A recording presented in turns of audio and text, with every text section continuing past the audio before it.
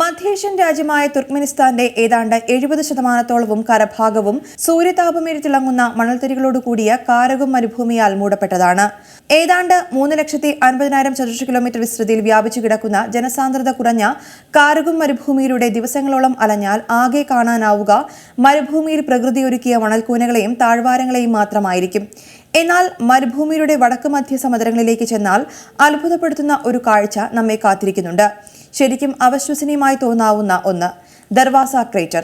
ഇതൊരു ഭീമൻ കുഴിയാണ്. ഈ കുഴിയിൽ നിന്ന് കഴിഞ്ഞ 50 വർഷമായി തീ അണയാതെ ആളിക്കത്തുന്നത് കാണാനാകും.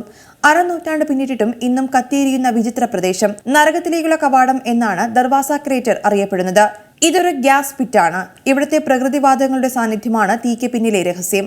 1971 മുതലാണ് ഇത് സജീവമാകുന്നത്. സോവിയറ്റ് ജിയോളജിസ്റ്റുകൾ കാരക്കും മരുഭൂമിയിൽ എണ്ണയുടെ നിക്ഷേപത്തിന്റെ സാന്നിധ്യം കണ്ടെത്തി. അവിടെ അവർ ഡ്രില്ലിംഗ് ആരംഭിച്ചപ്പോൾ ലഭിച്ചത് ഏതാനും പ്രകൃതിവാതകങ്ങളായിരുന്നു. ഡ്രില്ലിംഗിനിടെ മണ്ണിടിഞ്ഞു താഴുകയും 3 വലിയ സിങ്ക് ഹോളുകൾ രൂപപ്പെടുകയും ചെയ്തു. ഇതിൽ നിന്ന് മീഥേൻ വാതകം അന്തരീക്ഷത്തിലേക്ക് വ്യാപിക്കാതിരിക്കാൻ ജിയോളജിസ്റ്റുകൾ അവിടം തീയിട്ടു.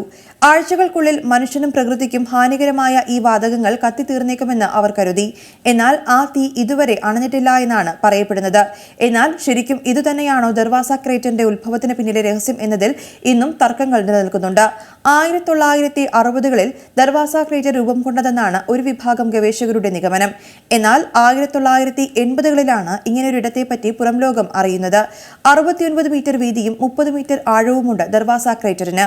സോവിയറ്റ് ഭരണ കാലയളവിൽ തുർക്ക്മെനിസ്ഥാനിൽ നിന്നുള്ള വാതകങ്ങളും എണ്ണയും ഏറെ വിലമതിക്കപ്പെട്ടവയായിരുന്നു. അതുകൊണ്ട് തന്നെ ദർവാസ ക്രേറ്ററിന്റെ ഉത്ഭവം സംബന്ധിച്ച രേഖകൾ ഇന്നും രഹസ്യ സ്വഭാവമുള്ളതായി തുടരുകയാണ്. ഏറ്റവും പുതിയ വാർത്തകളും വിശേഷങ്ങളും വിരൽ തുമ്പിലറിയാൻ സീ മലയാളം ന്യൂസ് എല്ലാ ഡിജിറ്റൽ പ്ലാറ്റ്ഫോമുകളിലും ലഭ്യം.